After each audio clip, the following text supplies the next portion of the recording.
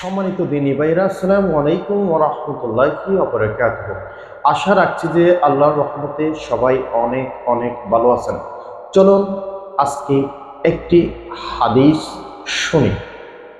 জৈনক ব্যক্তিকে উপদেশ দিতে গিয়ে রাসূলুল্লাহ সাল্লাল্লাহু আলাইহি ওয়াসাল্লাম বললেন, পাঁচটি বিষয়ের আগে পাঁচটি বিষয়কে সময় থাকতে গুরুত্ব প্রদান করো। এক, বার্ধক্য। সম্মানিত দিনী ভাইরা, আসসালামু আলাইকুম ওয়া রাহমাতুল্লাহি ওয়া বারাকাতুহু।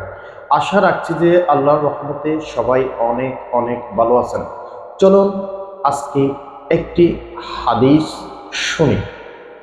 জৈনক ব্যক্তিকে উপদেশ দিতে গিয়ে রাসূলুল্লাহ সাল্লাল্লাহু আলাইহি ওয়াসাল্লাম বললেন, পাঁচটি বিষয়ের আগে পাঁচটি বিষয়কে সময় থাকতে গুরুত্ব প্রদান করো। এক, বার্ধক্য।